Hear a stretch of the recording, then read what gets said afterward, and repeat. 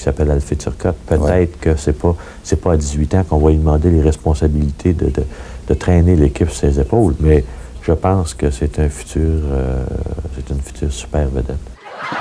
Bon, ça arrive à tout le monde de se tromper, et même si notre prochain invité ne s'est pas trompé. Il était une grande vedette dans la ligne américaine. Ah ben oui, il a été un des grands capitaines de l'histoire de la flanelle et l'un de ses plus mémorables DG. C'est un honneur de recevoir dans notre ligne du vieux poil le sénateur Serge Savard. Monsieur Savard, bonsoir. Comment va Alfie?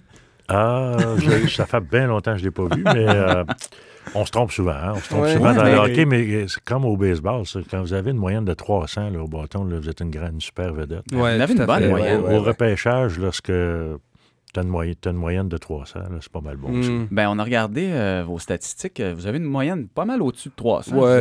Ça frappeur de puissance. Un peu comme vous avez fait là, en introduction. La plupart me parlent de mes mauvais coups. Pas souvent des bons coups. Alfie, moi, je l'aimais. J'avais beaucoup d'espoir. Mais écoute, c'est comme ça. C'est comme ça. L'année d'avant, moi, c'était ma première année. C'était ma première année. Ça faisait seulement 2-3 semaines que j'étais gérant général en 83. Et j'ai vu la finale de la Coupe Calder. À l'époque, pas Calder, Memorial. La Coupe Memorial. Alors, c'était à Portland, aux États-Unis. Et il avait été extraordinaire. Ça faisait juste 2-3 semaines, j'étais en fonction. C'est pas moi qui a pris, c'est moi qui ai pris la dernière décision, mais tout mon staff était d'accord avec ça. Ben Alfie, en tout cas, il y avait un beau nom, on va lui donner ça. Ça aurait été un beau nom pour Canadien. Ben, j'étais jeune, j'arrivais comme gérant général. L'erreur que j'ai faite, c'est de l'avoir gardé à Montréal. À 18 ans, là, tu retournes au junior, va faire tes classes. On l'a monté un peu trop vite. Comme Guillaume Latendresse a fait, dans le fond. Ouais. Bon, on en reparlera plus tard. Ouais, c'est ça. Monsieur Savard, vous avez été donc joueur et DG du Canadien, mais aussi joueur à Winnipeg. Et aujourd'hui, vous êtes un partisan de qui? Du Coyote de Phoenix ou du Canadien de Montréal? Non, j'ai toujours été partisan du club de hockey canadien. Naturellement, j'ai pris ma retraite en 81 et mon meilleur ami, John Ferguson, voulait absolument que je revienne au jeu à Winnipeg, ce que j'ai fait quelques mois plus tard en décembre. Mais à ce moment-là, Winnipeg avait une équipe extraordinaire de jeunes. Dale Hawerchuk avait 18 ans. Et il me disait, viens, j'ai besoin d'un gars d'expérience. Puis un joueur, là, tu n'es jamais mort. Hein. Tu penses toujours que tu peux faire les mêmes choses plus tard que tu faisais avant. Là. Et j'ai décidé d'y aller. Puis pour moi, ça a été une belle décision de carrière. Est-ce que vous aviez un chandail du Canadien en dessous de votre chandail du Jet de Winnipeg? J'avais le même numéro. Oui, c'est vrai. J'avais le même numéro. Parlant de Canadiens, cette année, vous avez été un grand capitaine. Cette année, il n'y a toujours pas de capitaine. Et vous en parliez justement à l'antichambre de RDS cette semaine. Dans votre temps, les capitaines étaient élus. Aujourd'hui, ils sont nommés. Et là, on n'a pas voulu nommer personne pour le moment. On se demandait, peut-être que ce serait pas mieux d'avoir un capitaine minoritaire avec des chefs de l'opposition un peu partout sur la glace. Je pense que ça serait un bon système. Moi, un capitaine, là, je me répète, là, mais c'est le capitaine des joueurs. C'est le représentant des joueurs, le représentant de la Chambre. Aux États-Unis, le représentant de la Chambre, c'est élu. C'est pas le représentant de l'organisation. Alors, l'organisation, ils ne savent pas. Moi, je disais, demandez aux joueurs, ils vont le savoir. Les joueurs vont le savoir, puis ils vont en avoir un capitaine, ça va être résolu rapidement.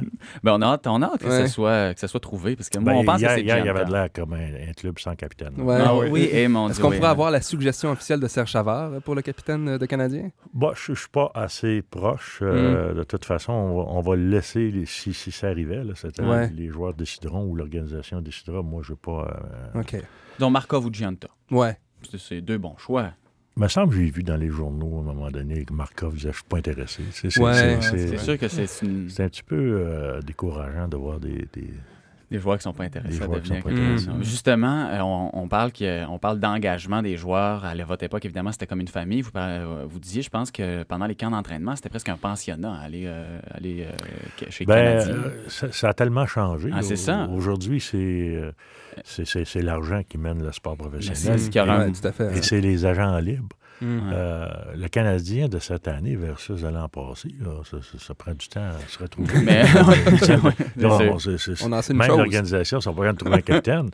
Fait que, à notre époque, je pense qu'on était à une époque beaucoup plus heureuse, mais c'était un joueur passait sa carrière avec la même équipe. Ben non, mais c'est ça. Il y avait quelques échanges. Il n'y aurait pas un moyen de se ressouder ces liens-là aujourd'hui?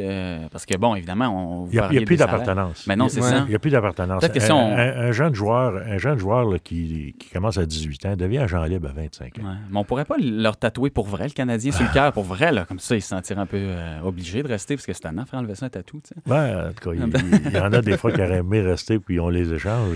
Ben oui, il y en a plusieurs. Justement, on sait que le Canadien a changé de propriétaire récemment. Vous avez été dans ce dossier-là. Ben oui, officiellement, officiellement mardi. Justement, dans ce dossier-là, on a appris par les journaux, par la radio, que vous auriez peut-être offert à Jacques Demers le poste d'entraîneur si vous achetiez le club. On voit bien que vous avez un bon sens de l'humour. Là. Vous ne voulez pas être chroniqueur au Sportnographe, c'est ça? Non, ça n'a jamais arrivé. Ça, Jacques a dit, je sais lire entre les lignes.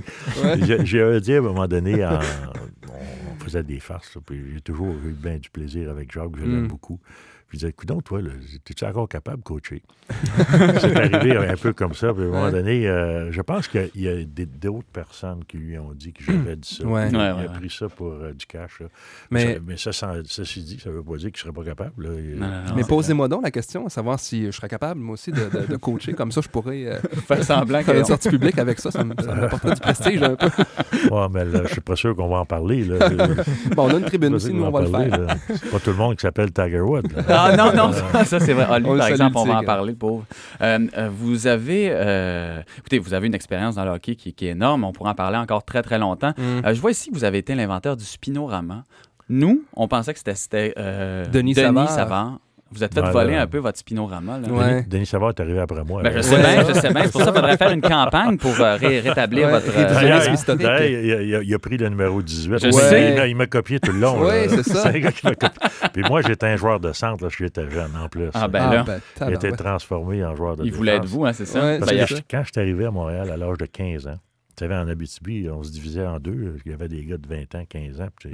C'était pas organisé, un petit village de 1000 personnes, en plus de faire la patinoire avant, la pelletée, puis l'arroser et tout. Puis quand je suis arrivé à Montréal, vous savez, vous avez vu Béliveau cette semaine. Ouais. Parce qu'il est arrivé avec le Canadien, il pesait 205 livres, 6 pieds 3. Ouais. On l'appelait le gros Bill. Il n'y en a plus un aujourd'hui là, qui est en bas de ça. Quand les gens arrivent 6'4", 6'5". Alors moi, quand ils m'ont vu arriver, 6 pieds 3, 215 livres, ils ont dit trop gros pour jouer en arrière.